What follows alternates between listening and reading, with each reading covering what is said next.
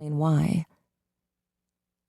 I think they were costumes, Charlie said now, still looking down at the ground. The animals weren't always robots. The bear and the bunny were costumes, and sometimes people wore them. And sometimes my father put it onto one of his robots, and you could always tell which it was by the way they danced. Charlie stopped. There was more, but she could not bring herself to speak. There was something else that made her lock down her mind and force the memory away, the part that made her unwilling to ask Aunt Jen for answers, because she was afraid of what those answers might be. Charlie had not dared to look at John the whole time she was talking, staring only at the ground, at her hands, at her sneakers. Now she did look at him, and he was rapt, seeming almost to be holding his breath. He waited, not wanting to speak until he was sure she was finished. "That's all I remember," she said at last, even though it was a lie. "Wait, who was the little boy?" John said. Charlie shook her head, frustrated that he had not understood. "He was mine," she said. "I mean, he was my brother. We were the same." She was speaking childishly, as if the memory had taken hold of her, forcing her to regress. She cleared her throat. "Sorry," she said, speaking more slowly, trying to choose her words with care. "I think he was my twin brother." She saw John open his mouth, about to ask the question, what happened to him? But there must have been something in her face, something warning, because he held it back and said instead, "Do you think that place was around here? I mean, I guess it could have been anywhere. Another state, even." "I don't know," Charlie said slowly, looking over her shoulders, then up at the trees. "This all feels the same. It feels like I could walk around any corner and it could be there." Her voice began to break. "I want to find it," she added suddenly, and as soon as she said it, it was what she wanted to do. "Well, what do you remember about it?" John said enthusiastically, almost lunging forward like an eager dog on a lead. He must have been dying to go looking from the moment she mentioned the place. Charlie smiled but shook her head. "I really don't remember much," she said. "I don't know how much help I can actually be. Like I said, the things I remember are just little scraps. They're not information. It's like a picture book." She closed her eyes, trying to see the place in her mind's eye. The floor would shake. She lifted her head as the thought became clear. "A train?" she asked, as though John would know. "I remember this thunderous sound every day. It was the biggest sound I'd ever heard. I don't mean loud. I mean, you could feel it in your whole body, like it was rumbling right through your chest." "It must have been close to some tracks then, right?" John said. "Yeah," Charlie said with a spark of hope. "There was a tree out in front," she went on. "It looked like an old, angry monster, hunched forward and wizened, with two giant, gnarled branches reaching out like arms. Whenever we left for the night, I hid my face in my father's shirt so I wouldn't have to see it as we walked by." "What else?" John said. "Were there stores or other restaurants?" "No, I mean, I don't think so. I'm sorry." She scratched her head. "It's gone." "It's not enough," John said, a little frustrated. "It could be anywhere. A train and a tree. There must be something else you can remember. Anything?" "No," Charlie said. The more she pushed herself to remember, the harder it got. She was grasping blindly, and it was like trying to get a hold of living creatures, as if the memories saw her coming and slipped away. She tossed out fragments as she managed to catch them. The tablecloths, red and white checked, and made of real cloth, not plastic. She remembered grabbing at one, unsteady on her feet, and the whole table setting falling down on top of her, plates and glasses shattering around her as she covered her head. "Charlotte, are you okay?" Her father's voice seemed clearer than ever. There was a squeaky floorboard in the corner of the diner that Charlie liked to push on, making it sing as if it made music. There was a picnic table out back where they used to sit in the sun, one leg of it sinking in the soft ground. There was the song her parents used to sing in the car whenever they came home from a trip. They would burst into it when they were a little way from home, and then they'd start laughing as if they had done something clever. "It's nothing helpful," Charlie said. "Just kid stuff." She felt a little lightheaded. She had spent so many years avoiding these memories. Her mind shied away as if from snakes. Having done it, she felt strange and a little guilty, like she had done something wrong. But she also felt something that might have been joy, in the things she never allowed herself to think of. The memories of that time were unsafe. There were traps and snares wrought into their very substance, but there were precious things among them. "Sorry," she said. "I can't remember more." "No, that's really impressive. I can't believe you remember that far back at all," he said. "I didn't mean to push you," he added a little sheepishly, then looked thoughtful. "What was the song?" "I think it was the same one they danced to at Freddy's," Charlie said. "No, the one your parents sang in the car." "Oh," she said. "I don't know if I remember it. It wasn't really a song, you know? It was just a little line." She closed her eyes, picturing the car, trying to envision the backs of her parents' heads as though she were still in the back seat. She waited, trusting her mind to give it up, and after a moment it did. She hummed it, just 6 notes.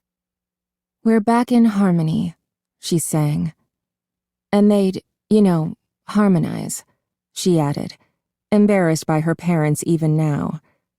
John's expression was blank for a moment as the words at first seemed meaningless, but then his eyes lit with promise. "Charlie, there's a town north of here called New Harmony." "Huh," was all she said for a moment. She listened to the words in her head, wanting them to set off an inspiration, trip a memory, but they did not. "I feel like that should ring a bell, but it doesn't," she said. "Sorry, it doesn't sound wrong, but it doesn't sound right either." She was disappointed, but John still had that thoughtful look on his face. "Come on," he said, extending his hand. Charlie wiped her cheek and took a shaky breath, then looked to him. She nodded with an exhausted smile and got to her feet. "Should we wait for everyone to wake up?" John said as they emerged into the parking lot after a brisk walk back. "No," Charlie said with unexpected vehemence. "I don't want everyone there for this," she added in softer tones. Just the thought of the whole group going along made her anxious. It was too risky, too private. She had no idea what they might find or what it might do to her, and she couldn't abide the thought of making those discoveries with an audience. "Okay," John said. "Just us then." "Just us." Charlie went inside and grabbed her car keys, moving slowly so as not to disturb the others. As she was heading back to the door, Jason stirred and opened his eyes, looking up at her like he wasn't quite sure who she was. She put a finger to her lips. He nodded sleepily and closed his eyes again, and she hurried out the door. She tossed the keys to John and got in on the passenger's side. "There's a map in here," she said, jostling open the glove box door. The map fell out amid a pile of hand warmers and emergency food rations. "Your aunt strikes again," John smiled. Charlie held the map just a few inches from her face. New Harmony was close, only about half an hour away. "Think you can navigate?" he asked. "Aye, Cap'n," Charlie said. "Turn left out of the lot." "Thanks," he said wryly. They drove back through the town and out the other side, the houses farther and farther between as they went. Each one stood solitary, connected only by sagging power lines. Charlie watched the telephone poles and the dipping wires repeating hypnotically, as if they would go on forever, then blinked, breaking the spell. Ahead of them, the mountains rose up ancient and dark against the clear blue sky. They looked more solid than anything else around them, more real, and maybe they were. They had been here, watching, long before the houses, long before the roads, and they would be here long after they were all gone. "Nice day," John said, and she looked at him, tearing her gaze from the view. "Yeah," Charlie said. "I kind of forgot how beautiful it is out here." "Yeah," he said. He was quiet for a moment, then looked at her sideways, and Charlie couldn't tell if he was being shy or just keeping his eyes on the road. "It's weird," he said at last. "When I was a kid, the mountains kind of scared me, especially when we were driving in the dark. They were like some monstrous beasts looming over us." He laughed a little, but Charlie did not. "I know what you mean," she said, then grinned at him. "I think they're pretty much just mountains, though. Hey," she said suddenly, "you never told me what your story was about." "My story?" He flicked his eyes at her again, a little nervous. "Yeah, you said you got a story published. What was it about?" "I mean, it was just a little magazine. Just local," he said, still reluctant. Charlie waited, and finally he continued. "It's called The Little Yellow House. It's about a boy," he said. "He's 10 years old. His parents are fighting all the time, and he's afraid they're going to get divorced. They fight, and he overhears them saying awful things to each other, and he hides in his room with the door shut, but he can still hear them. So he starts looking out the window at the house across the street. They sort of keep their curtains open just enough that he can glimpse inside. He watches them go in and out of the house, this family, and he starts making up stories about them, imagining who they are and what they do, and after a while, they start feeling more real to him than his own family." He glanced at Charlie again, as if trying to gauge her reaction, and Charlie smiled. He went on. "So, summer comes, and his family goes away for a week and is miserable, and when they get back, the family in the house across the street has moved away.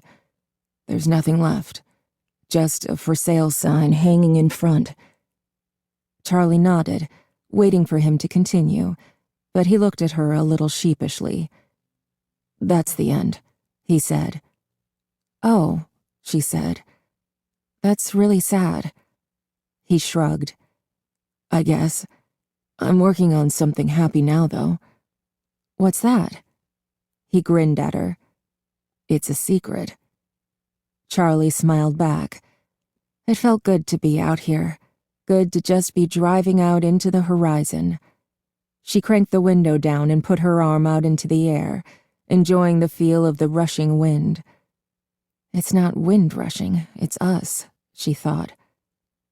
"What about you?" John said. "What about me?" Charlie said, still happily playing against the wind. "Come on, what's the life of Charlie like these days?"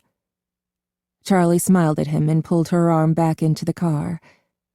"I don't know," she said. "Pretty boring." There was a part of her that did not want to tell him for the same reason she wanted him with her now. She did not want her new life to mix with the old. But John had told her something real, something personal, and she felt like she owed him the same in return. "It's all right," she said at last. "My aunt is cool, even if she does sometimes look at me like she's not quite sure where I came from. School's fine. I have friends and all that, but it feels so temporary. I have another year, but I feel like I'm already gone." "Gone where?" John asked, and Charlie shrugged. "I wish I knew. College, I guess. I'm not sure what comes next." "Nobody ever knows what comes next, I guess," he said. Do you? He stopped himself, but she prodded him. Do I what? She said teasingly. Do I ever think of you? He flushed, and she instantly regretted the words. I was going to say, do you ever see your mom? He said quietly. Oh, she said. No, I don't. It exhausted Charlie to think of her mother, and she thought her mother felt the same. Too much hung between them. Not quite blame, because neither of them were to blame for what had happened, but something close to it. Their pain, individual, radiated off them both like auras, pushing at each other like magnets with the poles reversed, forcing them apart. Charlie? John was saying her name, and she looked over at him. Sorry, she said. I drifted for a second. You got any music in this car? He asked, and she nodded eagerly, seizing on the diversion. She bent over, picked up cassettes scattered on the floor, and started reading labels. He made fun of her tapes, she argued back, and after some playful bickering, she shoved a tape into the player and settled back again to stare out the window. I think this is where the map's usefulness ends. John gestured to the road ahead. The whole area is pretty much blank. I think what we're looking for isn't going to be on this map. He folded the map and tucked it neatly to the side of the seat, craning his neck out the window to see what they were passing. Yeah, she said. It looked like they had returned to civilization. Single houses littered the fields, and dirt roads branched off in all directions. The landscape was mostly bushes and short trees, the whole area nestled between rows of low-lying mountains. John looked at Charlie, hoping she would notice something that would point them in the right direction. Nothing, he said, though her blank stare had already given him the answer. No, she said plainly. She didn't want to elaborate. The houses became fewer and more scattered, and the fields of dry brush seemed to stretch wider, giving the whole area a feeling of desertion. John found himself glancing over at Charlie at short intervals, waiting for a signal, half expecting her to tell him to stop and turn around, but Charlie just stared into the distance, her eyes fixed on nothing, resting her cheek in her hand. Let's go back, she said finally, sounding resigned. We could have missed something, John said. He slowed the car, looking for a spot to make a U-turn. We missed a lot back there. Maybe it's down one of those dirt roads. Charlie laughed. Really? You think we missed a lot? She grew thoughtful. No, none of this feels right. Nothing rings a bell. She felt a tear spill onto her cheek, and she swiped it away before John could notice. Okay, no worries, Charlie said abruptly, pulling herself back from reverie. Let's grab a bite, just you and me. John smiled, still checking his mirrors for a place to turn. Charlie shivered. Then something caught her eye. She almost jumped in her seat, sitting straight up. Stop! She shouted. John slammed on the brakes and the car skidded, dust billowing up all around the car. When they stopped, Charlie sat silently as John checked the rearview mirror again, his heart racing. Are you okay? He said, but Charlie was already out of the car. Hey, he called after her, scrambling out of his seatbelt and rushing to lock the car behind him. Charlie was running back toward the town, but her eyes were on the field beside the road. He caught up quickly, trotting along beside her without asking questions. After a few minutes, Charlie slowed and began shuffling her feet on the ground, peering down as though she had lost something small and valuable in the dirt. Charlie? John said. Until this moment, he had not thought about what it was they were doing. It was an adventure, a chance to be alone with Charlie, to run off after a clue, but now she was starting to worry him. He brushed his hair back from his face. Charlie? He said again, his voice touched with concern. But Charlie did not look at him. She was intent on whatever she had found. Right here, she said. She made a sharp turn toward the edge of the road, where something protruded and snaked across the ground. John knelt carefully, brushing some of the loose dirt with his hand and exposing a flat metal beam. He kept going, uncovering a track that stretched across the road and went off into the field in both directions. It took him a moment to speak. It was as though the earth itself had tried to conceal it from them. Be careful, he thought with a minor pang of alarm, but he brushed aside the feeling. I think we found your tracks, he said, looking up at Charlie, but she was nowhere in sight. Charlie? He took a quick look up and down the road, but there were no cars. Charlie, he called again, waving the dust away from his face and racing to catch up. When he reached her, he hung back a little, afraid to disturb her intense focus. There was a cluster of trees up ahead, gathered together as though around a campfire, tall and short or thick and scraggly. Charlie dragged her foot along the track as she walked, as if it might vanish if she ceased to touch it. What is that? An old station? John asked, squinting and blocking the sun with his hand. There was a long building nestled in the trees, its color blending in with the small grove, making it difficult to spot. The tracks veered away, heading off toward the mountains, and Charlie stopped dragging her foot along them, letting them go. John finally caught up, and they walked through the dry grass together toward the grove of trees, not far away now. There has to be a road. Charlie strayed almost randomly, heading away from the building. John hesitated. But he gestured toward the building, then followed her, looking back to make sure he knew the way back to the car. Before long, the ground leveled out beneath their feet. Old pavement, broken with weeds and mounds of crumbling rock, stretched across the field in a narrow, almost hidden path, leading once again toward the small building. This is it, Charlie said softly. John approached her carefully, then stood at her side. They walked the road together, dodging around the pillars of grass that shot up from the breaks and holes. The tree was there, the one with reaching arms and ghastly face, but it was no longer frightening, no longer as Charlie remembered. It must have already been dead when she was a child, she realized. Its limbs had fallen off, leaving jagged holes where they had been, and they lay where they fell, rotting into the ground. The tree seemed a frail and weak shade of its former self, only recognizable by the stumps and bulges on its side that had made its face. Now even the face looked tired. The building itself was long and dilapidated. It was a single story with a dark roof and weather-beaten walls. The place had once been painted red, but time and sun and rain had won out over the paint.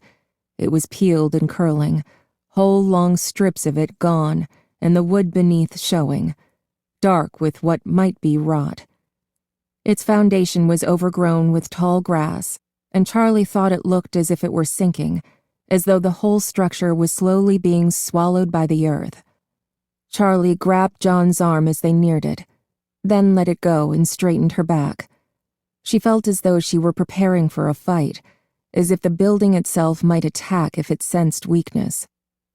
Charlie went warily up the few steps to the door, sticking to the edges and testing the wood before she let down her full weight. The stairs held, but they were soft, splintered patches in the middle she didn't want to try. John didn't follow her right away, sidetracked by something nearly hidden in the grass. Charlie. He held it up, a battered metal sign with the painted words, Fred Bear's Family Diner in red script. Charlie gave a gentle smile. Of course this is it. I'm home. John came up the stairs behind her and set the sign down carefully by the door, and they went inside. The door swung open easily. Light streamed in through the windows on all sides, revealing emptiness and decay. Unlike Freddy's, this place had been cleaned out. The wooden floors seemed intact, but they were warped from weather. Sunlight was streaming in, unobstructed, and went where it wanted without furniture or people to block its path. Charlie looked up at the ceiling fan. It was still there, but one of its blades was missing. There were double doors to their right with circular windows.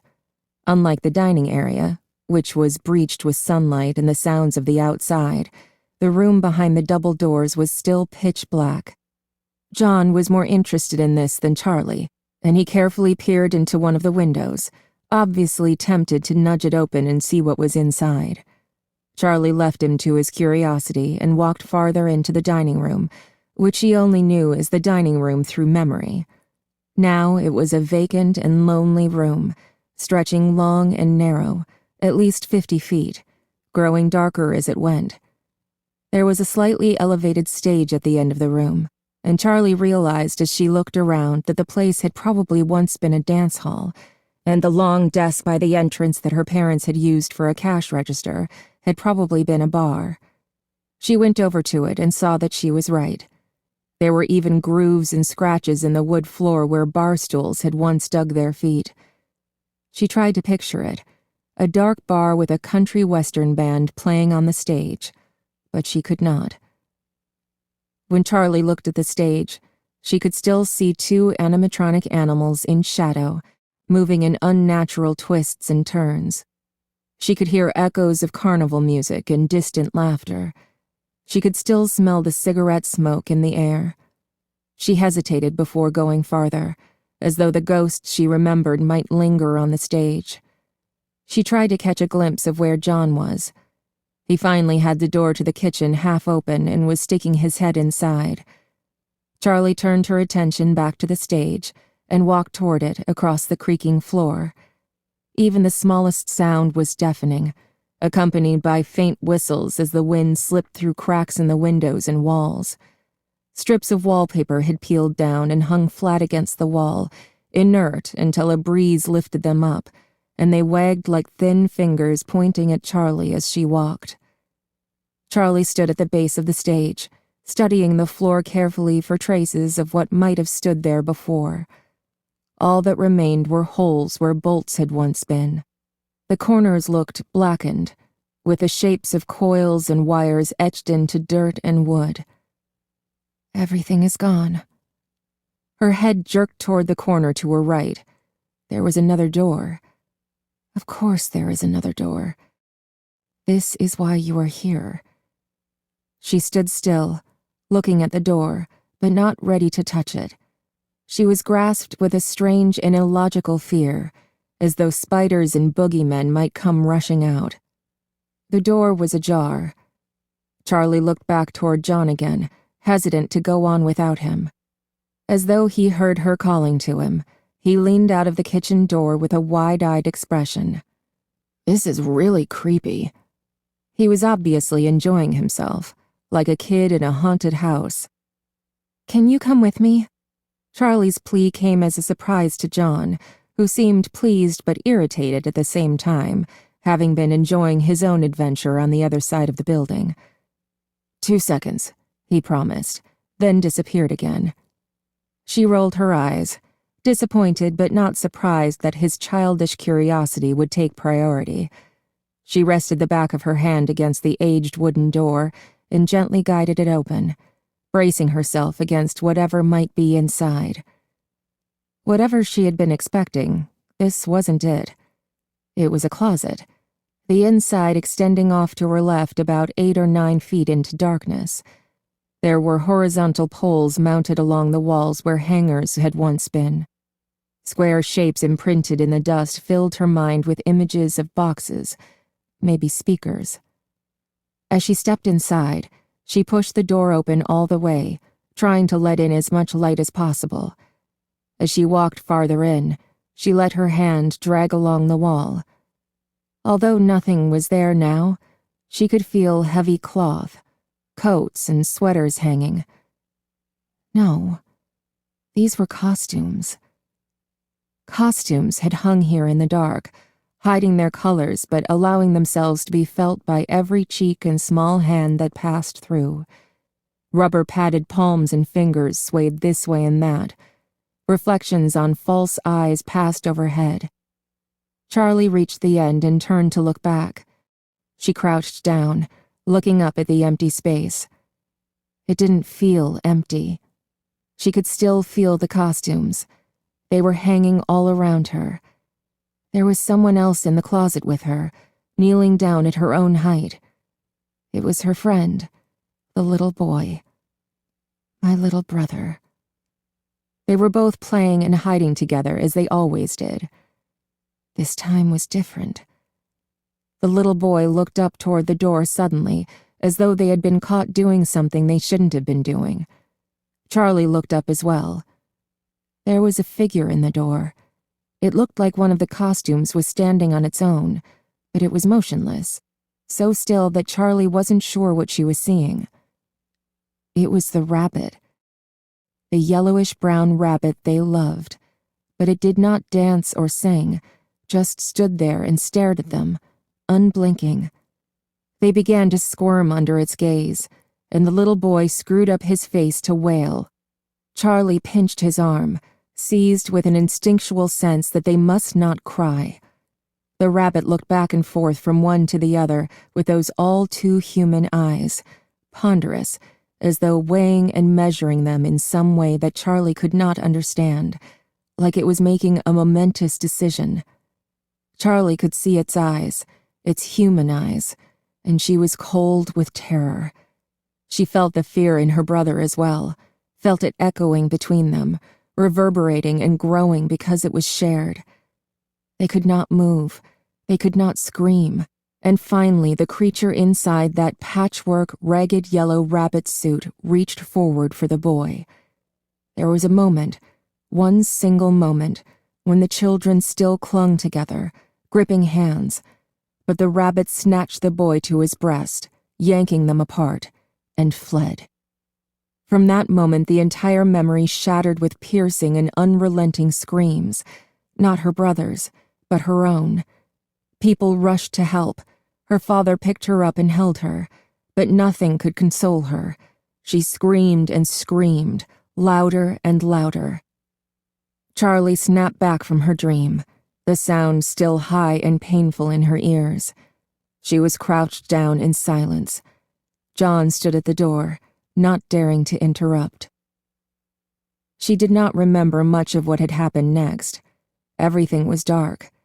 It was all a blur of images and facts she had pieced together later, things she might remember and others she might have imagined.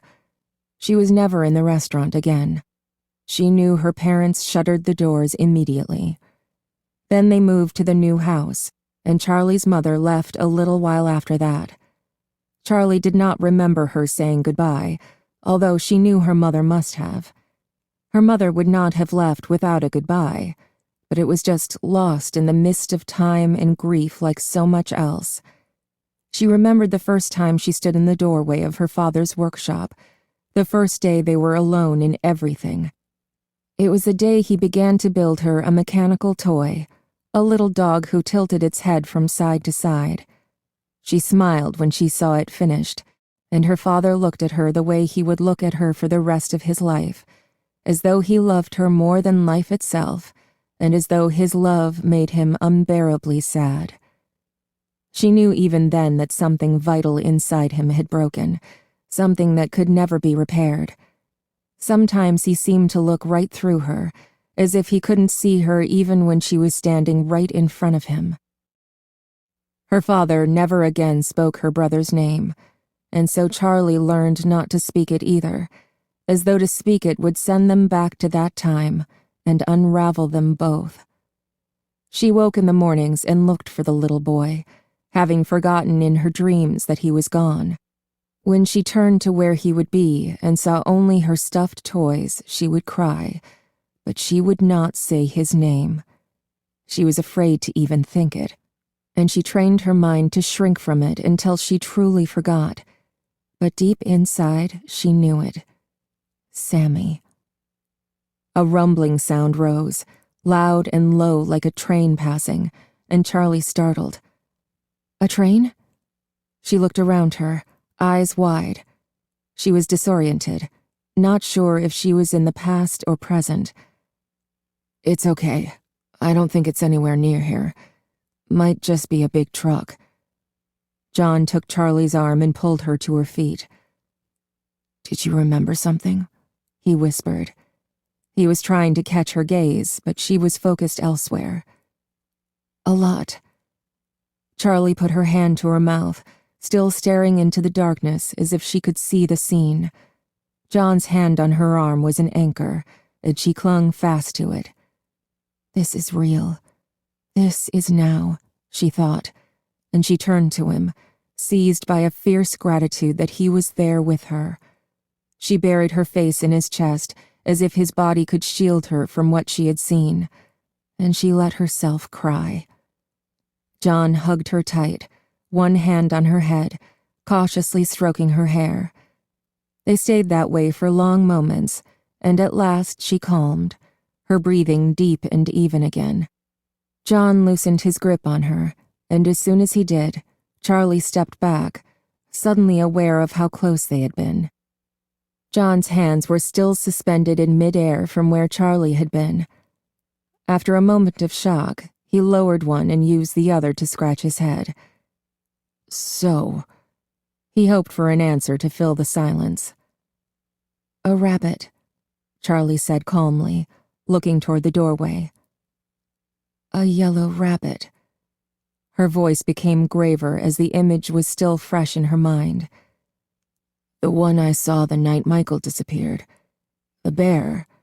I'm pretty sure he was yellow too. I thought you said it was like the others, Charlie said. I thought it was. When everybody said Freddie was brown, that night we first met up, I just thought I was remembering it wrong. I mean, I really don't have a great memory for back then, you know? I didn't even remember what color my old house was. But then you said he was yellow too. Yeah, they were yellow. She nodded. It was the answer he was expecting. I think it's connected. The animals from here, and the one I saw at Freddie's. And the one that took my brother, Charlie thought. She took a final look around the place. Let's go back, she said. I want to get out of here. Okay, John said. As they headed to the door, a small object caught Charlie's eye and she snatched it up. It was a twisted piece of metal, and as John watched, close by, she stretched it out, then let it snap back together with a loud crack, like a whip. John jumped. What is that?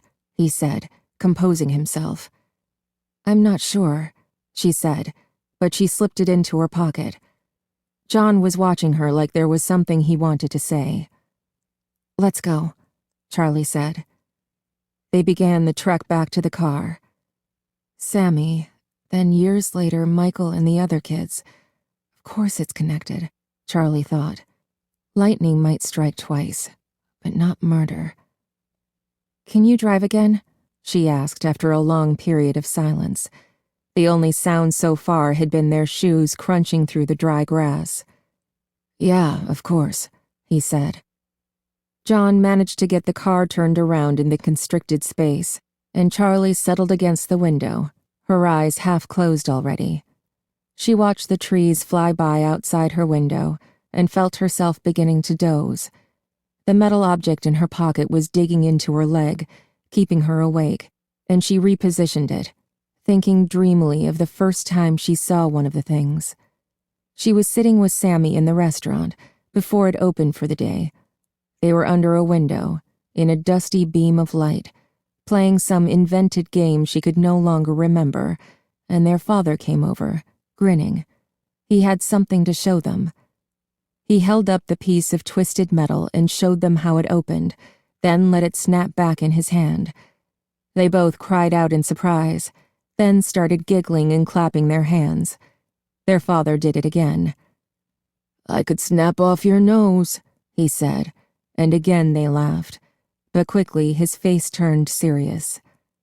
I mean it, he said. This is a spring lock, and I want you to know how it works because it's very dangerous, and I don't ever want you touching these. This is why we never put our hands in the animal costumes. It's very easy to trigger these if you don't know what you're doing, and you could get hurt. It's like touching the stove. Do we ever touch the stove?" They shook their heads with a solemnity beyond their years.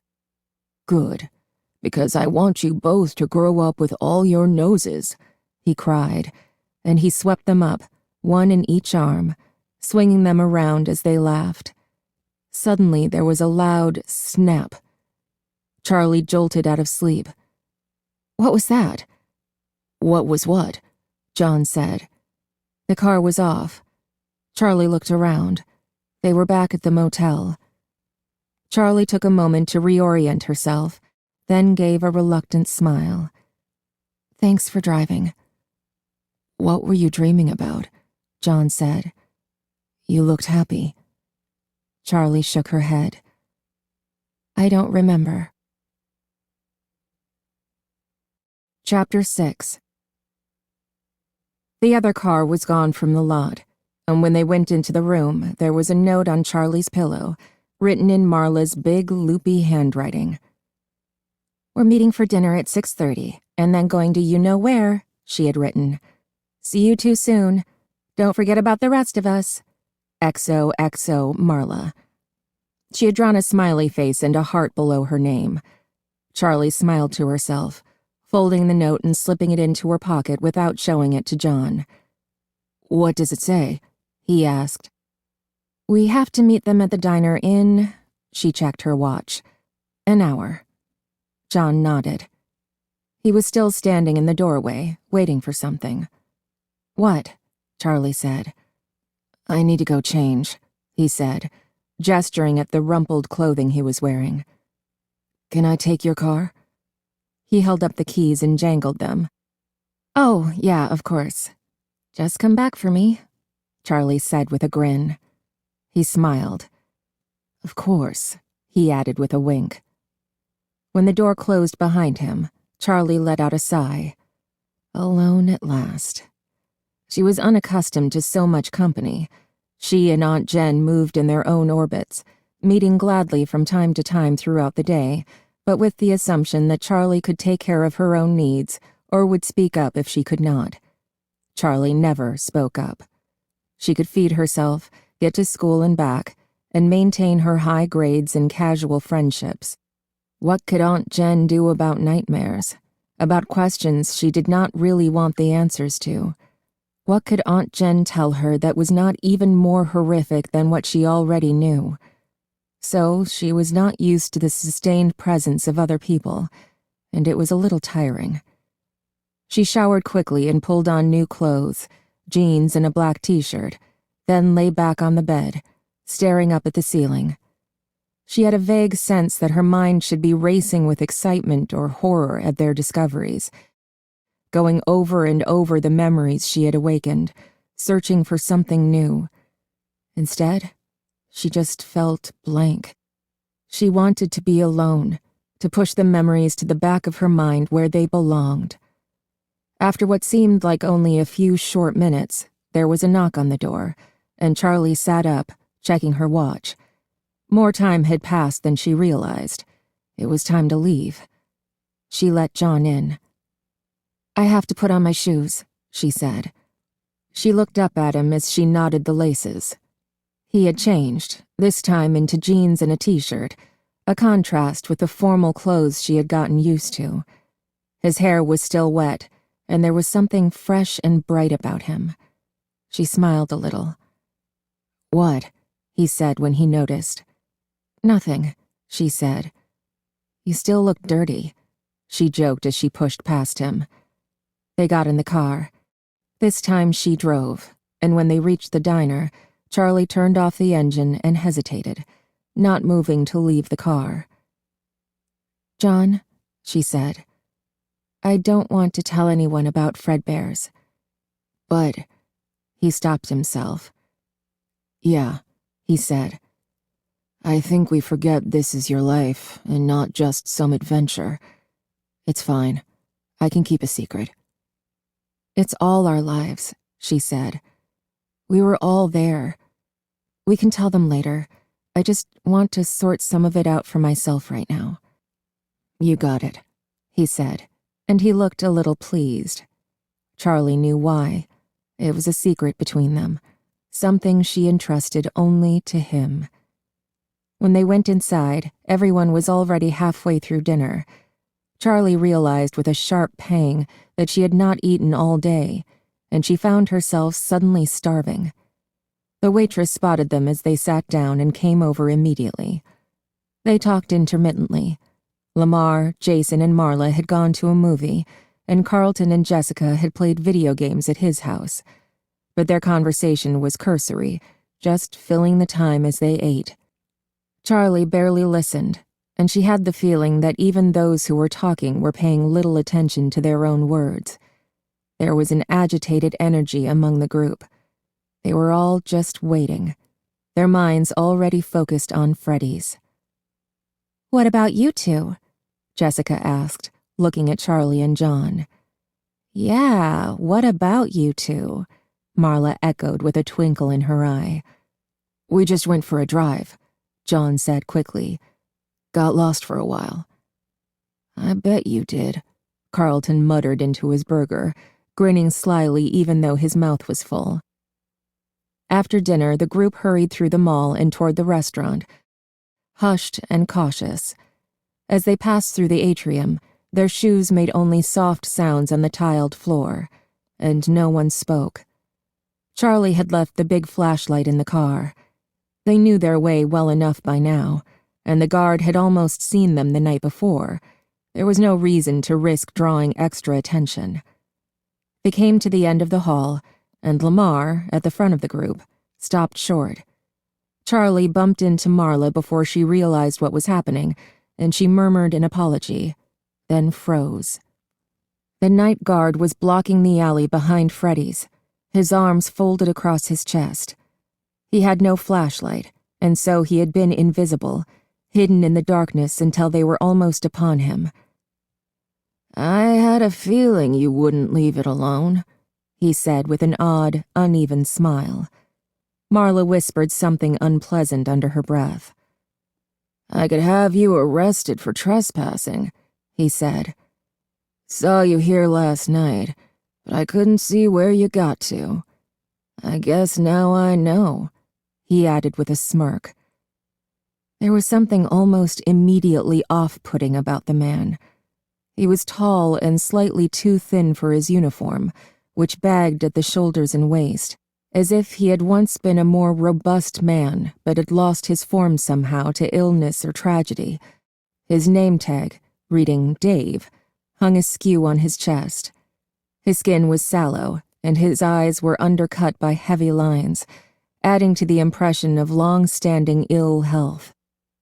"What were you all doing back here anyway?" he demanded. "You kids partying? Drugs? I could have you arrested right now, you know." Charlie and John glanced at each other. "We're sorry," Lamar said quickly. "We'll go. We don't have any drugs." "Says who? Says you?" The guard wore an odd expression, and his words were harsh and fast. He seemed not to be responding to what they were saying. He looked angry, but his mouth kept quirking up at the corners, like he was trying not to smile. "What do we do?" Jessica whispered. "Probably the most action he's ever had out here," Carlton said with a hint of disdain, and Charlie remembered suddenly that Carlton's father was a cop. She remembered him in his uniform, tilting down his dark sunglasses at them with a mock glare, then smiling, revealing the joke. The guard, however, looked like he meant it. "We'll go," Lamar said again. "Sorry." Charlie looked at the man, considering him. The ill-fitting uniform, his peaky, almost exhausted-looking features. He really could kick them off the property or even have them arrested for trespassing. But still, she could not really fear him. His inadequacy shone through him like a kind of negative charisma. He would always be shoved to the back of a crowd, always shouted down in an argument, always picked last, forgotten, ignored in favor of those who were simply more vital, more vigorously attached to life. Charlie frowned at herself. It was an unusual train of thought for her. She did not usually assume she could read the lives of strangers through the lines on their faces. But it gave her an idea. "Why don't you come with us?" she said. "We just want to explore a little bit more. Then we'll leave. You know your way around better than any of us," she added, hoping that some of the flattery would stick. "And then we'll never come back again," Carlton said. The guard did not immediately dismiss the idea, and the others quickly chimed in with their own assurances. The guard peered at them one by one, fixing his gaze on each in turn. When he looked at Charlie, she looked away, not wanting to meet his eyes, as if she would be giving something away if she let him look too deeply. Once he had inspected them to his satisfaction, he nodded. "Sure," he said.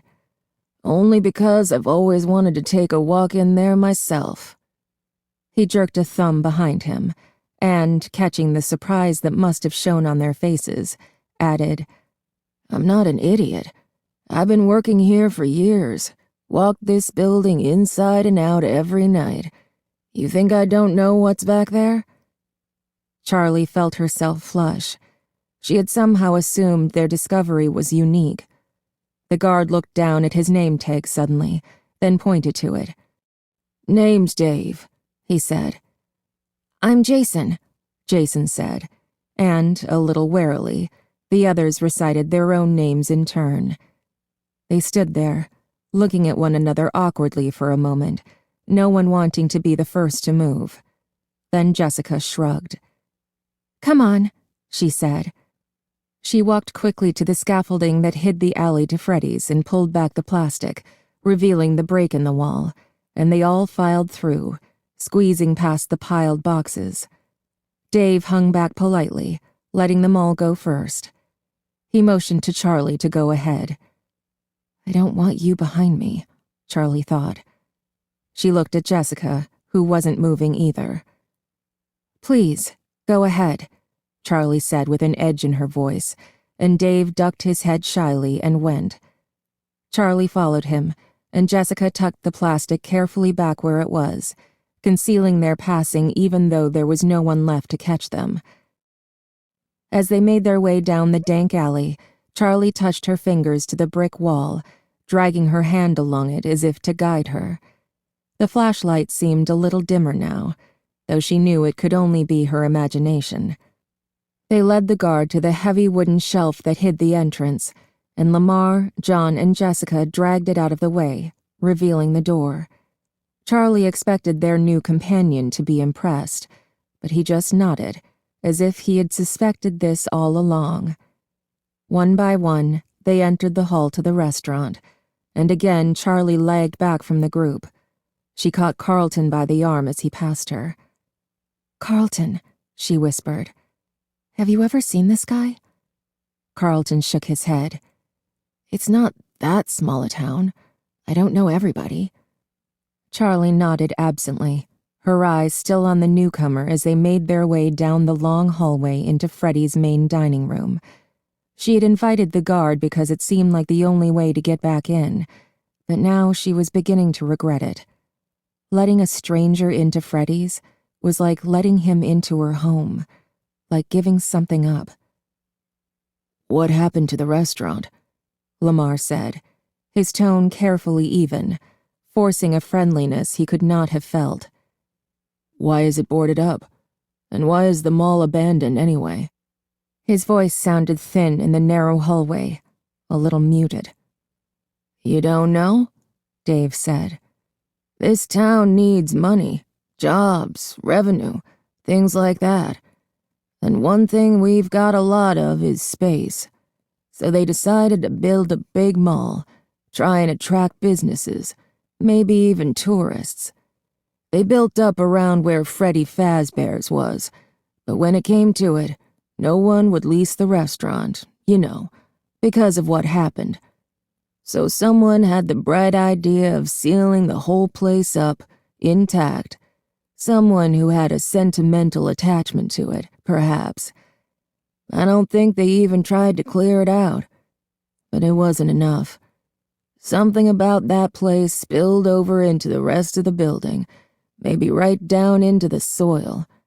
No one wanted to bring their business here. Sometimes business owners, franchisers from outside the town, would come and look at the place, but they never signed the papers. Said it just didn't feel right.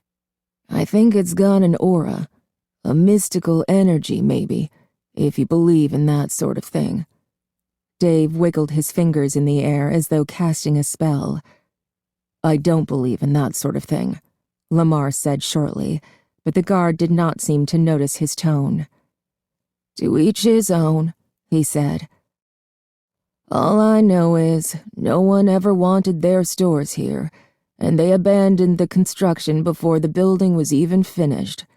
Now nobody comes up here except kids wanting to screw around. And me, he added with what sounded like pride. He must have felt possessive, Charlie thought. The only one who ever came here for years and years. It must have felt like it belonged to him, this strange, half-finished building. To him, they must be the invaders. They came to the end of the hallway, and the space opened up before them. Jessica ran ahead to the control room beneath the stage, her flashlight bobbing merrily ahead of her. She disappeared for a moment, then hit the light switch, and all at once the room was warm and bright. Charlie stopped, blinking in the sudden light. Dave brushed past her, and as he did, something caught her eye. There was a scar on his neck, curved and ugly, almost a perfect half-moon. The tissue was knotted and white. The cut that made it must have been a deep one. Only a few feet away, Dave turned in a circle, taking in the restaurant, awed, and as he did, Charlie saw that the scar had a twin, the same half-moon, in the same place on the other side of his neck. She shivered a little. The marks were too clean, too perfectly placed. They almost looked deliberate.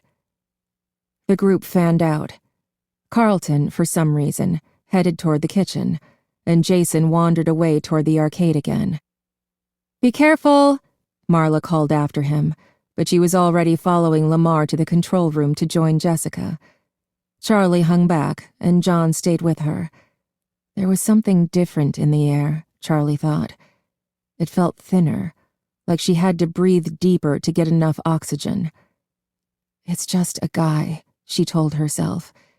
But that was the problem.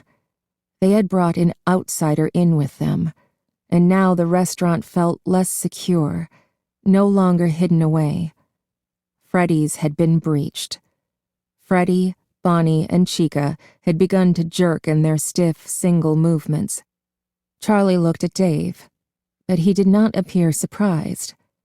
He's been here before, she thought. Then, of course he's been here before. The whole town used to come here back then.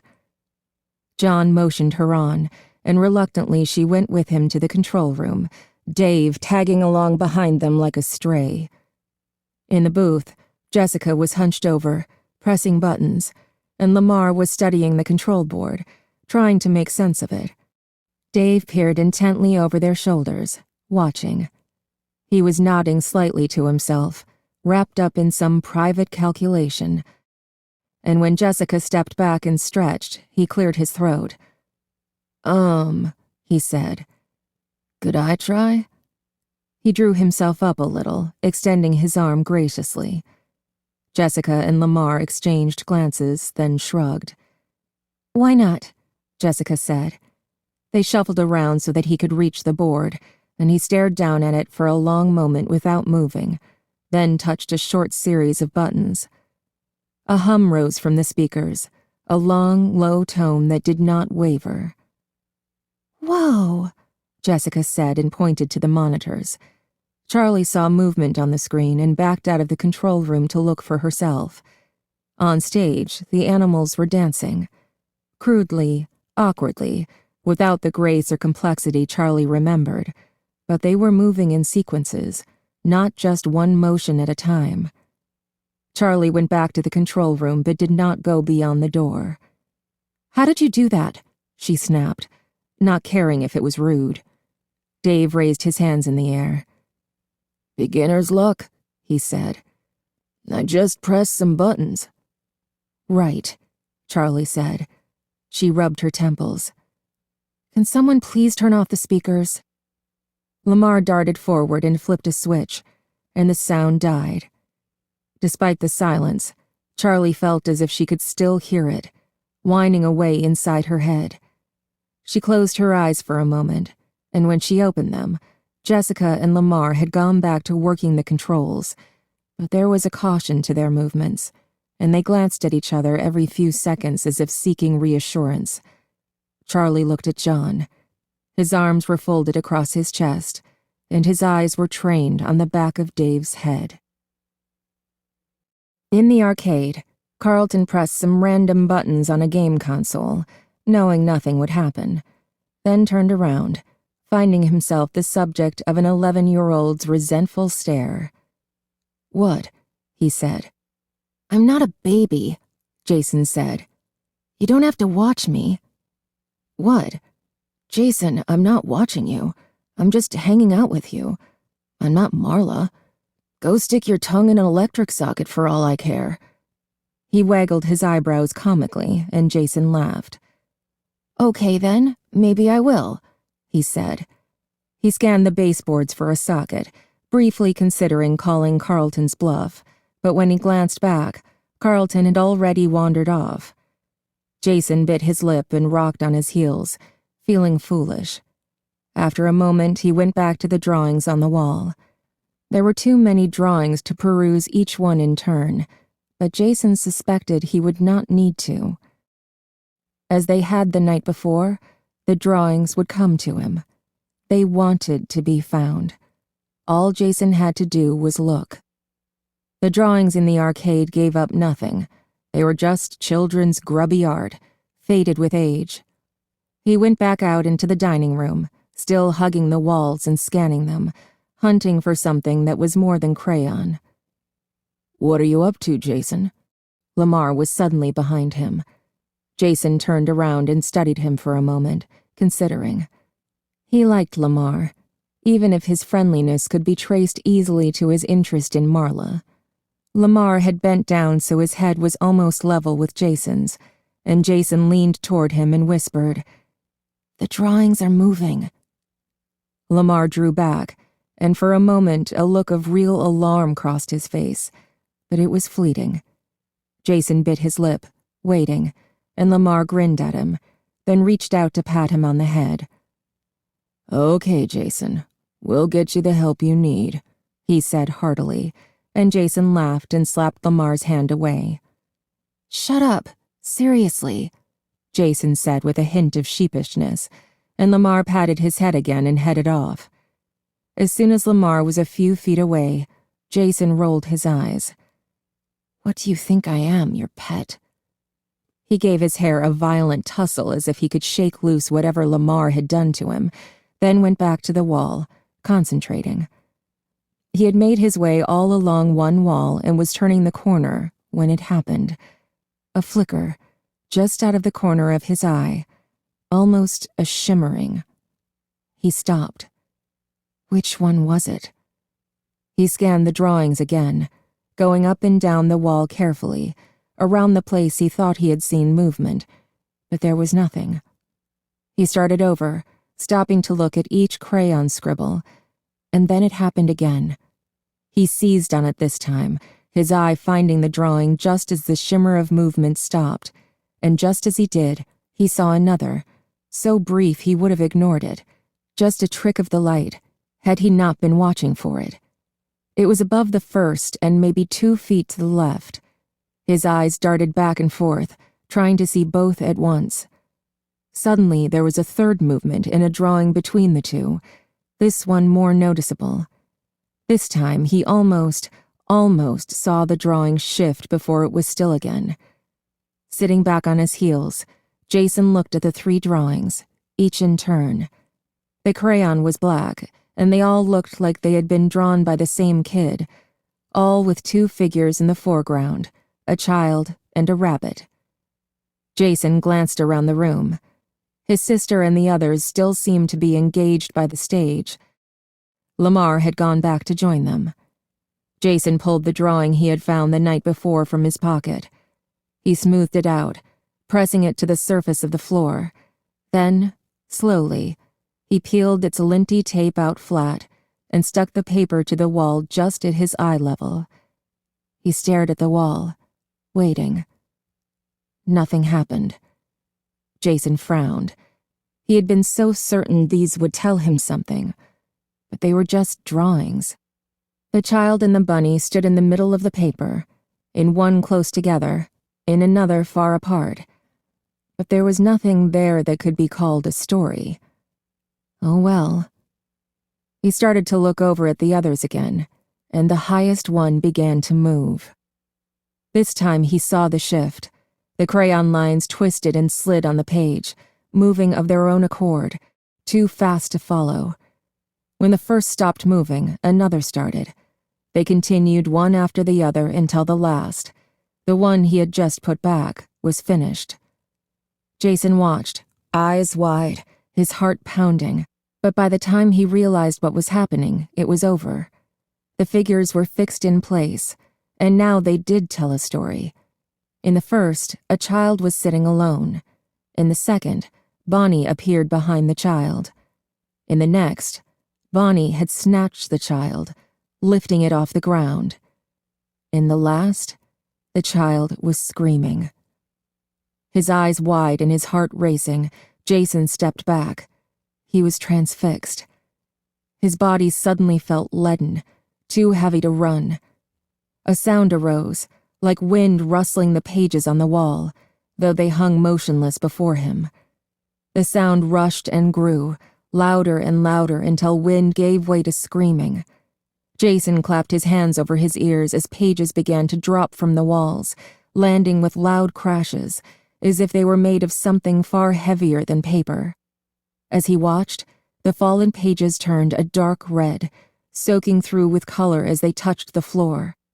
Jason turned to run, but his path was blocked as pages tumbled from the ceiling in a torrent.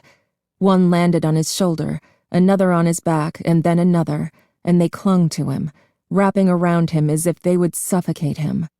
Jason felt his legs buckle under the weight, dropping at last to one knee. As he braced himself under the storm of paper, the room began to shake violently. Jason gritted his teeth, trapped. And suddenly, it was over. The red-soaked papers were gone. There was nothing on his back. And Marla had him by the shoulder and was staring at him, wide-eyed. "Jason, what on earth is wrong with you?" Jason scrambled to his feet, brushing himself off as if he were covered with invisible insects. "The pictures were falling on me," he said urgently, still panicked, but as he looked back at the wall, he realized that the room was silent and still. A single picture had fallen from its place. Marla looked down at it, then back to her brother, and shook her head. She leaned close and hissed into his ear, "You embarrass me." She let loose her grip after a moment, her face almost blank, and walked away. Jason stumbled as he got to his feet, but followed as quickly as he could, keeping his eyes trained on the walls as they went. In the control room, Dave had his hands on the buttons, his fingers wandering lightly over them without pressing anything. The movement looked careless, instinctual, like a habit. Charlie leaned close to John. "He's been here before," she whispered. "Look at the way he touches the controls." "Maybe he's just good with computers," John offered, not sounding convinced. "Can you make them dance again?" Jessica asked. Dave barely seemed to acknowledge the question. His mouth hung slightly open, and he seemed to be staring at something none of them could see. In the bright lights, they could all see that his uniform was grubby and torn in places, his face poorly shaven, and his eyes a little unfocused. He looked less like a guard than a vagrant, and he looked at them all as if he had wandered in ages ago and they were the newcomers. It took him a moment to register the question. "Sure, let's see what we can do," he said. He smiled at her, his mouth askew. His eyes were a little too intent on her face, holding her gaze just a little too long. Jessica swallowed, seized with an instinctive revulsion, but she smiled back politely. "All right," Dave said. "I've been here a few times before. I think I can work some magic." Charlie and John exchanged glances. "You've been here before?" John said in a careful, even tone, but Dave ignored him, or did not hear. There was a keypad to the far left of the control board that no one had touched yet, as it did not appear to be connected to anything.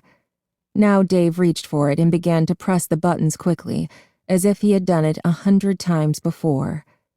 He gave Jessica a conspiratorial glance. "For special occasions, you can request a dance." He smiled at her again with that crooked intensity. "Great," Jessica said, breathing a sigh of relief. Anything to get out of such forced proximity to this man. She looked at Lamar. "I'm going to go look. Will you take over?"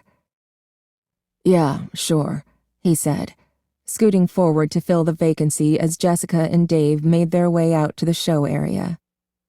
On stage, the lights were flashing in patterns, accompanying music that no longer played, and Bonnie's mouth was moving as though in song.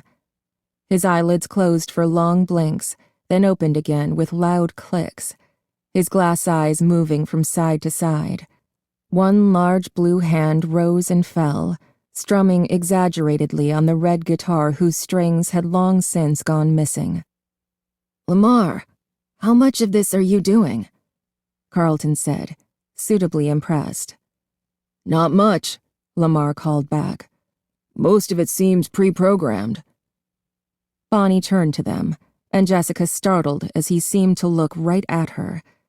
But he turned away just as quickly to face the rows of empty seats, lifting his head to sing.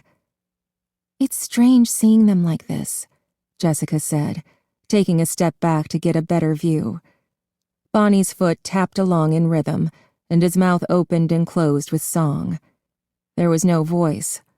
There was no music. There was only a strange humming coming from the speakers and an orchestra of mechanical snaps and squeaks. Bonnie sped up, strumming and tapping faster.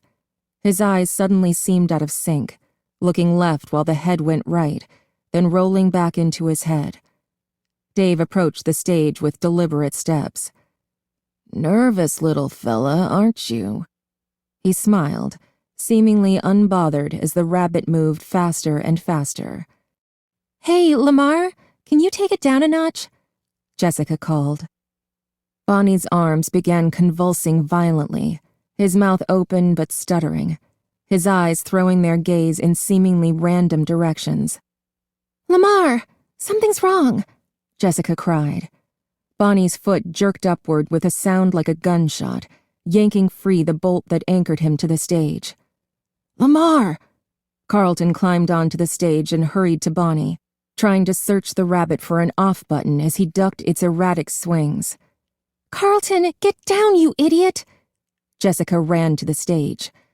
Bonnie was moving too fast, out of control as if his program had hit a glitch.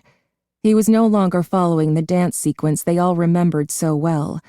He began to convulse and thrash. Carlton scrambled back, trying to get away, but Bonnie's arm broke away from the guitar, swinging out and hitting Carlton across the chest, knocking him off the stage. He landed on his back and stayed down, gasping for breath. "Lamar!" Jessica shouted. "Lamar, turn it off!" "I don't know how," he yelled back. Jessica knelt down beside Carlton, looking helplessly at him. She tapped his shoulder insistently. "Carlton, are you okay? Carlton, look at me." Carlton gave a small laugh that sounded more like a cough, then grabbed her hand and pulled himself up to sit. "It's okay," he said. "Just got the wind knocked out of me." Jessica still looked worried. "I just need a minute," he assured her, the words still coming in little wheezes. In the control room, Lamar pressed button after button frantically, but on the screens he could still see Bonnie moving wildly and at random, not responding to anything he did. Charlie rushed in, pushing him out of the way, but it took her only seconds to see that the buttons were powerless. She locked eyes with Lamar for a moment. We aren't in control, she thought. As one, they rushed from the control room to help the others. Jessica screamed, a short, high-pitched sound, and Marla and John ran to her, Charlie and Lamar arriving seconds later. All the animals were moving now in that same fitful way, cycling through their programmed movements at random with a desperate, panicked air. The lights began to pulse, flickering rapidly on and off. The stage lights did the same, the colors appearing and disappearing so that the whole space was washed first in bright gold, then a sickly green, then a bruised and vicious purple.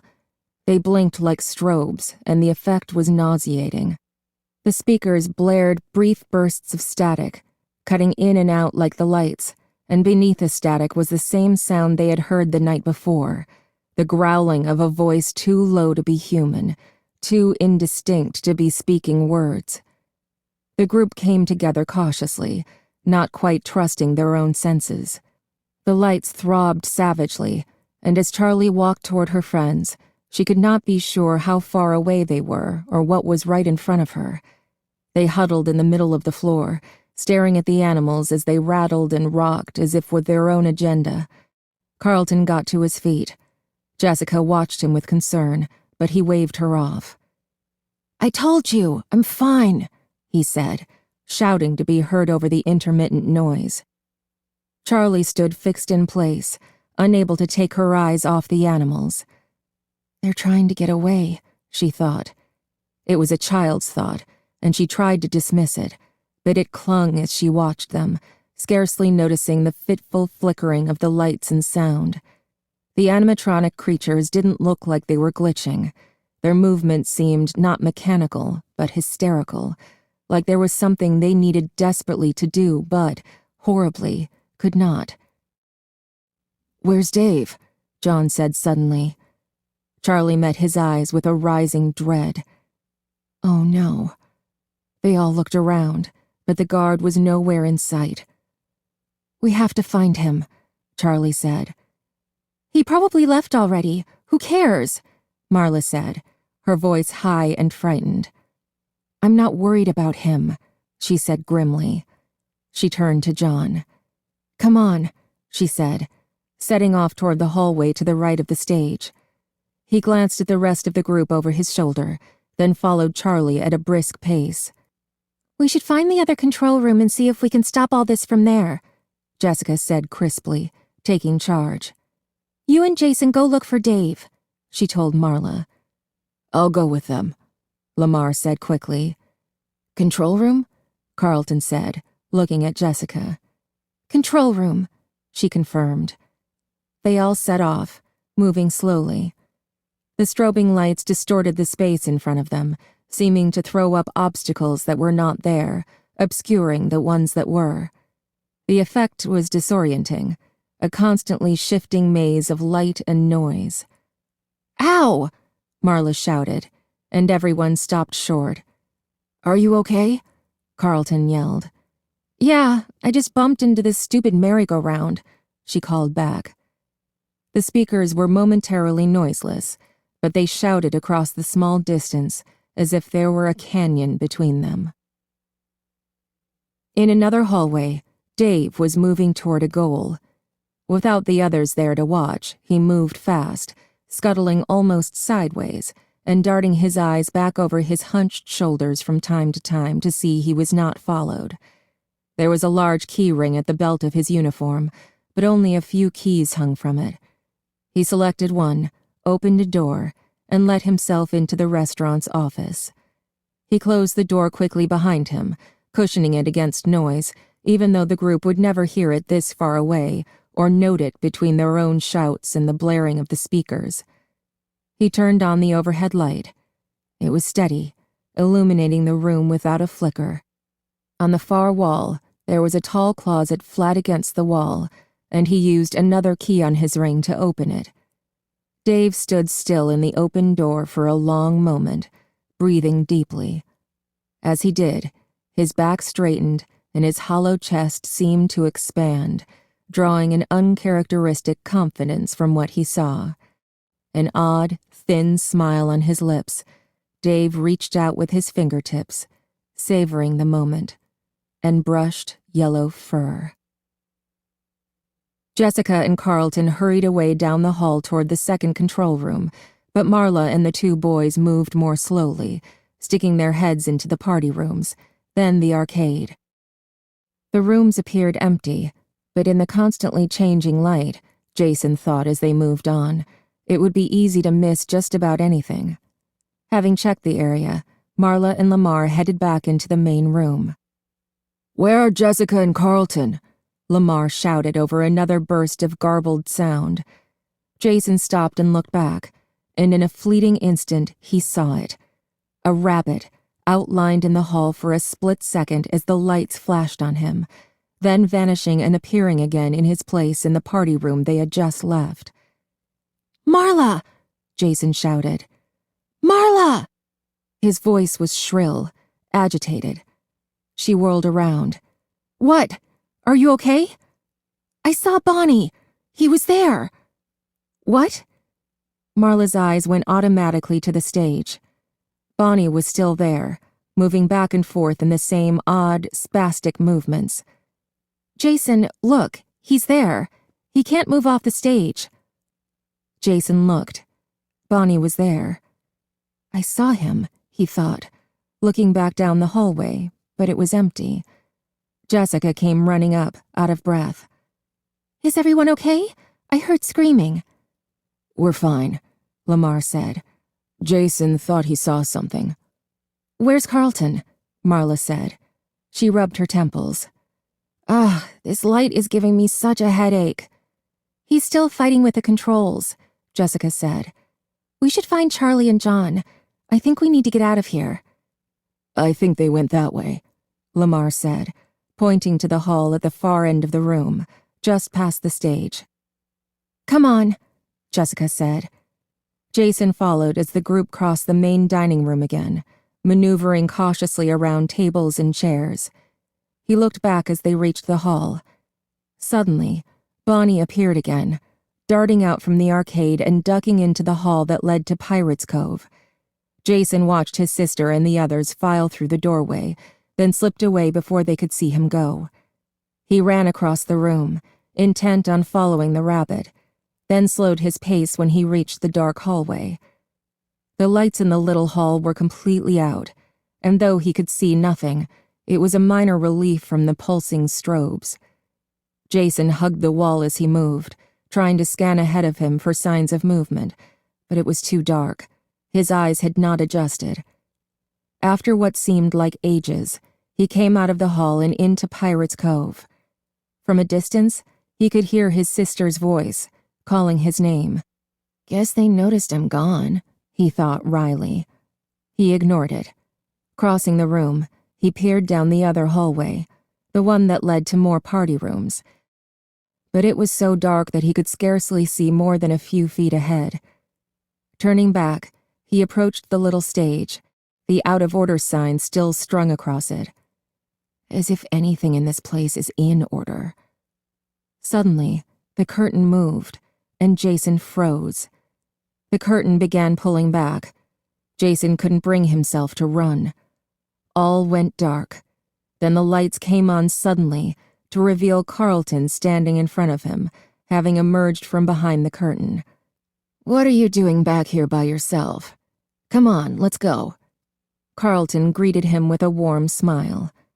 Awash with relief, Jason took a step forward, opening his mouth to speak, and stiffened, struck still with fear. Bonnie suddenly broke through the darkness, appearing beneath the stage lights before them. But it was not Bonnie. This rabbit's yellow fur was almost blinding in the light. He rushed at them, and before Jason could cry out, the giant rabbit had a hold of Carlton from behind, smothering his face with a giant, matted paw and wrapping his other great arm around Carlton's chest, gripping tightly. Carlton struggled silently, hitting and kicking, but the creature barely seemed to notice. He screamed into the rabbit's paw, but the sound was swallowed whole. As he fought, the rabbit slunk back the way he came, dragging Carlton with him like a prize from the hunt. Jason watched them go, agape. His heart raced, and his breath was shallow.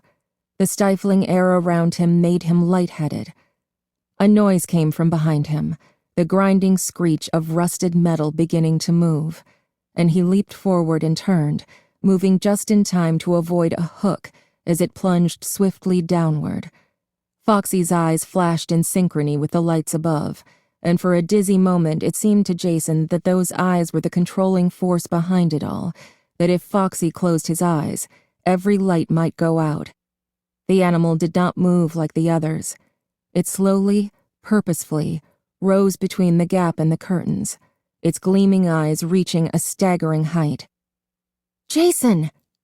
It was Charlie's voice, he knew, but he kept staring back and forth, first at Foxy, then at the place where Carlton had been stolen away. "Jason!" she called again, and then she and John were beside him, touching him, shaking him out of his ghastly reverie. John grabbed his hand and pulled him into a run. In the main room, the others were already halfway down the hallway to the outside door, all but Marla, who was waiting anxiously at the entrance, her face flooding with relief when she saw Jason. "Marla! Bonnie, he took Carlton!" Jason yelled. But she just put a hand on his back and pushed him through the door and into the hall. "Go, Jason!" "But I saw Bonnie take Carlton!" he cried, but he ran, afraid to stop. They ran down the hall to the outside door, all bouncing with a frightened impatience as they filed through to the alley one by one. There was no way to go faster. When they were all through, Charlie looked down the hallway for a long moment, but there was no one coming. She shoved the door closed and stepped out of the way as Lamar and John wrestled the shelf back into place, blocking it off. "No one saw Dave," Charlie said. It was not a question. They all shook their heads. "He must have taken off when the lights started going haywire," Lamar offered, but he did not sound convinced. "Carlton!" Jason cried out again. "Carlton is still in there! Bonnie took him!" They all glanced around. Carlton was not with them. "Oh no," Jessica said. "He's still inside." "Bonnie took him," Jason said, choking out the words one by one, his voice shaking. "I saw it.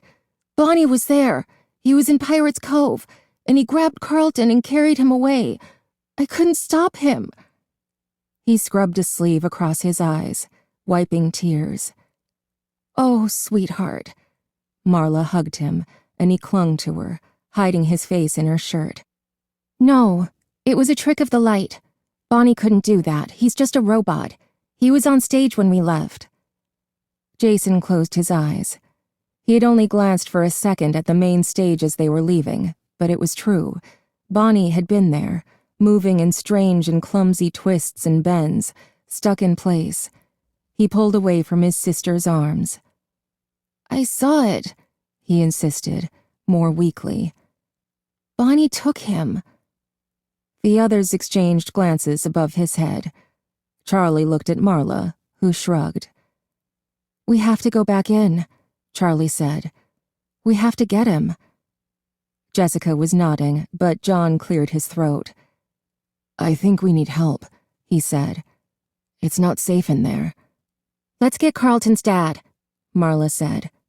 "I'm not taking Jason back in there." Charlie wanted to protest, but she bit her tongue. They were right. Of course they were right. Whatever had just happened was beyond them. They needed help. Chapter 7. They made their way back through the corridors of the abandoned mall, not bothering to be cautious with their footsteps or the beams of their lights. "So much for being sneaky," Charlie said darkly, but no one responded. By silent consensus, their pace quickened steadily, By the time they reached the parking lot, they were almost running. Spotting her car as they came out the front door, Charlie felt an almost physical relief to see it, like it was an old friend. "Someone should stay here," she said, pausing with her hand on the door handle. "We can't leave Carlton." "No," Marla said firmly. "We're leaving now." They looked at her in surprise for a moment. Suddenly, she was talking to them all the way she talked to Jason. Sister knows best. Lamar and Jason exchanged glances, but no one said anything. "We're going into town, all of us," she added, giving Charlie a warning look. "And we're finding help." They hurried into their cars. As Charlie took the wheel, John got into the passenger seat, and she smiled tightly at him. Jessica climbed into the back a moment later, and Charlie felt a minor disappointment. She had wanted to talk to him alone. "We're running for help, it's not a date," she scolded herself, but that hadn't really been the point. He felt safe, a touchstone amid the strange things that were happening all around them. She looked over at him, but he was staring out the window. They pulled out of the lot, following Marla's car as she sped into the darkness. When they reached the town, Marla yanked her car to the side of the main street and stopped, and Charlie followed suit. Before the car had fully come to a halt, Jessica leaped out of the back seat and started running. Marla followed a step behind. They stopped in front of the movie theater, and only then did Charlie see that there was a cop in uniform beneath the marquee, leaning back against his black and white car. His eyes widened at the sight of the young women barreling toward him, and he took an involuntary step back as Marla started talking without pausing for breath. "Please, you've got to come." Marla was finishing as the others caught up. The cop looked a little bewildered. He had a shiny pink face, and his hair was so short it was entirely covered by his hat. He was young, maybe mid-20s, Charlie realized, and he was looking at them skeptically. "Is this an actual emergency?" he said. "You may not realize it, but pranks can get you into real trouble." Jessica rolled her eyes and stepped forward, closing the distance between them. "We're not playing a prank," she said crisply, and Charlie suddenly remembered how tall she was. "Our friend is trapped in that abandoned shopping mall, and it's your job to help us." "The shopping mall?" He seemed confused, then looked in the direction they'd come from. "That shopping mall?" His eyes widened, then he frowned at them reproachfully, looking remarkably like a disappointed parent despite his youth. "What were you doing up there in the first place?" Charlie and Marla exchanged glances, but Jessica didn't blink. "Deal with us later. He's in danger, and you have to help us, Officer—" She leaned in and peered at his name tag. "Officer Dunn. Do you want me to go to the fire department?" Despite her fear, Charlie almost laughed. Jessica said it as if she were in a store, threatening to take her business elsewhere. It was so absurd it should have gotten her no more than a puzzled glance, but Dunn reached for his radio hastily. "No," he said. "Hang on."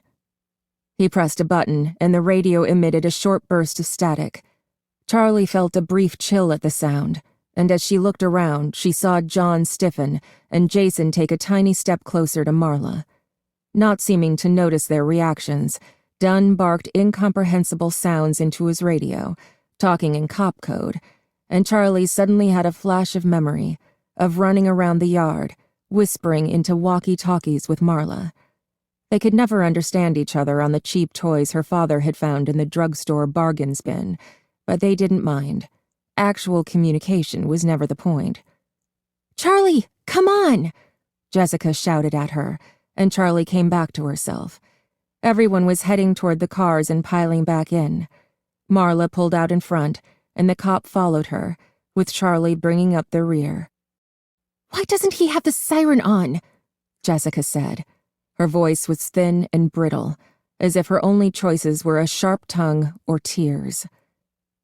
"He doesn't believe us," John said softly. "He should have the siren on," Jessica said, and this time it was almost a whisper. Charlie's knuckles were white on the steering wheel as she stared straight ahead at the cops' red taillights. When they got back to the mall, Jessica dashed ahead, forcing the rest of them to run behind her. Charlie didn't mind. It felt good to run. Purposeful. Lamar was talking to the cop as they ran, shouting over the noise of their thudding feet. "The restaurant is all boarded up, but there's a door left open," he said, the words broken by his uneven breathing. "Behind the plastic. You move it. Dark alley.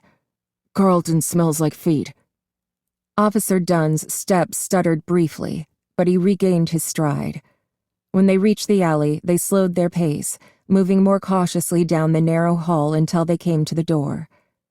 "Right here," John said, and Dunn moved forward to help with the shelf. They drew it back too fast, the contents rattling and wobbling. The shelf pitched backward, and tools, cables, and paint cans full of nails crashed to the floor. "Ow!" John yelled as a hammer bounced off his foot. They all watched as the things scattered, some rolling away and vanishing down the dark corridor. "What?" Jason wailed, and they all looked up from the spill. He was pointing at the door. "What is this?" Marla gasped. The door had chains strung across it from top to bottom, 3 enormous padlocks holding them all together. The links were bolted into the metal frame of the door, and they were heavy, too heavy to cut without special tools. It was all rusty. The whole thing looked as though it had been there for years. Charlie walked up to the door and touched a chain, as if to be sure it was real. "This wasn't here," she said, the words sounding inane even as she spoke. "We have to get him out," Jason cried haltingly, his hands covering his eyes. "Bonnie is going to kill him, and it's my fault." "What's he talking about?" the police officer said, looking at them with renewed suspicion. "Who is Bonnie, and why is she going to hurt your friend?" It's a robot," Charlie said quickly. "The robots from Freddy Fazbear's are still there, and they still work." "Freddy Fazbear's?" Dunn's face flushed, and he looked at the door again. "I used to go there as a kid," he said softly, his tone caught between nostalgia and fear. He caught himself quickly and cleared his throat. "He came to life," Jason insisted, no longer making the effort to hide his tears. Dunn bent down to his height, his tone softening. "What's your name?" he asked. "We have to get him out," Jason repeated. "His name is Jason," Marla said, and Jason glared at her. "Jason," Dunn said. He put a hand on Jason's shoulder, glancing at the others with an obvious suspicion. He thinks we made him say that, Charlie realized. Jason wriggled in Dunn's grasp, but the officer did not let him go, looking him in the eye to ask the next question. "Jason, did they tell you to say this? What's going on here?" Irritated, Jason pulled free and took a large step back. "That's what really happened," he said firmly. Officer Dunn exhaled, a long, slow vent of frustration, then got to his feet, shedding his kid-friendly act. "So, the robots took your friend," he said. "I know what you're trying to pull," said his tone. "We were in there," Charlie stated flatly, keeping her voice level, as if saying it calmly and plainly enough might convince him that they were not telling lies. "Our friend didn't make it out." The officer looked again at the chains. "Look," he said, apparently deciding to give them the benefit of the doubt. "I don't know how you got in there in the first place, and right now I don't want to know. But the machinery in there is old. It hasn't been touched in 10 years. Chances are it's pretty spooky. Heck, I wouldn't want to go in there. So even though I can't blame you for being freaked out, I can guarantee you those robots in there aren't moving by themselves. That place is dead, and it needs to be left alone," he said with a forced chuckle. Jason set his jaw, but he didn't say anything. "I think you all need to go home," Dunn finished, the statement sounding more like a threat than advice. They looked at one another. After a moment of uncomfortable silence, Jessica looked to Charlie. "These chains weren't here before, right?"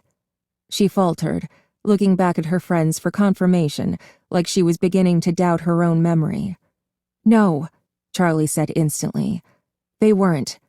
We aren't leaving, and we need your help." "Fine," Dunn said shortly. "What's his name?" He produced a notebook seemingly from nowhere. "Carlton Burke," Jessica said. She was about to spell it for him when suddenly Officer Dunn put down his pen and closed his eyes, his nostrils flaring. He glared at them, no longer looking quite so young. "I'm going to give you one more chance. Tell me exactly what happened." He spoke slowly, emphasizing the spaces between his words. He was in control again, no longer out of his depth, like he suddenly understood everything. They tried to explain all at once, talking over one another. Jessica's voice was loudest and calmest, but even she could not keep her anxiety from bleeding through. Charlie hung back, quiet. Tell me exactly what happened. Where were they supposed to start? With the night? With the week? With Michael? With the first time her father picked up a circuit board? How was anyone ever to respond to something like, "Tell me what happened"? The cop was nodding, and he picked up the radio again, but this time he spoke comprehensibly. "Nora, call Burke. It's his kid. I'm up at the old mall site." There was an answering burst of static, and the officer turned his attention back to them. "Come on," he said. "Come on where?" John said. "Off the property." Marla started to protest, but Dunn interrupted. "I'm escorting you off the property," he said. He pulled the baton from his belt and pointed with it. "Come on," Lamar said.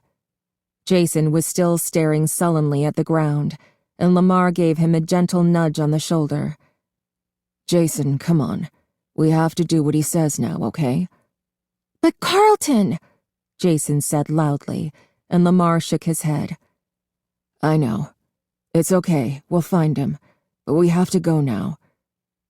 He guided Jason toward the mouth of the alley, and everyone followed. The police officer walked behind, following Charlie a little too closely. She sped up, but so did he, and she resigned herself to being shadowed. When they got to the parking lot, he directed them to wait by the car and walked off a few paces, speaking into the radio again, too far away to hear. "What's going on?" Jason said. He was beginning to whine. He heard the tone in his voice and tried to modulate it. "I am not a little kid," he reminded himself. No one answered, but Marla rubbed his back absently, and he did not move away. Long minutes passed in silence. Jessica sat on the hood of the car, facing away from the rest of the group. Charlie wanted to go to her, but she did not. In her distress, Jessica was closing down, going stiff and cold and snippy, and Charlie did not think she had what it took to break through that without breaking down herself. "Was he talking about Carlton's dad?" Charlie asked, but no one had time to answer. Headlights appeared, and a car pulled in beside them. The man who got out was tall and thin, and his light hair could have been either blonde or gray. "Carlton's dad," Marla whispered, a late answer to Charlie's question. The man smiled as he approached. "Carlton's dad," he confirmed. "Though, since you're all grown up now, you'd better call me Clay." They all muttered it, half in greeting, half just to test it out. Jason covered his mouth self-consciously, tonguing the invisible gap in his molars. "I thought our days of mischief would be behind us, no?" Clay said, his expression good-humored. Jessica slid off the hood of Charlie's car, her face drawn. "I'm so sorry. He's missing," she said tightly. "I don't know what happened. He was right with us." Bonnie kidnapped him, Jason burst out. I saw. The rabbit took him. Clay started to smile, then stopped himself when he saw their faces. Oh, kids, I'm sorry. You haven't been around in a while. I'm afraid Carlton is playing a joke on you. All of you. What? Lamar said. Oh, come on. With you guys back in town, he couldn't resist, Clay said. Whatever happened, I guarantee he set it up. He'll probably pop out of the bushes any minute now. There was a silence as they all waited against probability. Nothing happened. Well, Clay said at last, that would have been too much to ask. Come on, why don't you come back to our place? I'll make you all some hot chocolate, and when Carlton finally shows up, you can tell him he's grounded. Okay, Charlie said, without waiting for the consent of the others. She wanted to believe Clay, wanted to believe that Carlton was all right and would show up laughing. But almost as badly, she wanted to go somewhere where an adult was in charge, someone who would make hot chocolate and assure them there was no such thing as monsters. Her father had never made that claim. Her father could never have told her that lie. No one objected, and so they started up their caravan again, trailing Clay home. They all settled into their accustomed places. Charlie, John, and Jessica in Charlie's car, and Marla, Jason, and Lamar in Marla's. In the rearview mirror, Charlie saw Officer Dunn's car still right behind them. Is he just going this way, or is he making sure we go where we're told? She wondered. But it didn't really matter. They weren't planning on flight. At Carlton's house, they filed in through the front door. Charlie looked back in time to see the police car drive on by. He was following us. As they climbed the steps, John leaned in to whisper in her ear. I didn't realize how rich they were when I was a kid, he said, and she stifled a laugh. It was true. The house was enormous. It was 3 stories high, and it sprawled out into the woods that surrounded it, so wide that Charlie thought there must have been whole rooms where all you could see out the window was trees. Clay showed them to the living room, which looked well used, the furniture mismatched and the rugs, dark and durable, made to take stains. Carlton's mom, who you can call Betty now, is asleep, Clay said. The soundproofing is pretty good. Just don't shout or crash around. They chorused promises, and he nodded, satisfied, and vanished through a doorway. They dispersed themselves over the furniture, sitting on couches and chairs.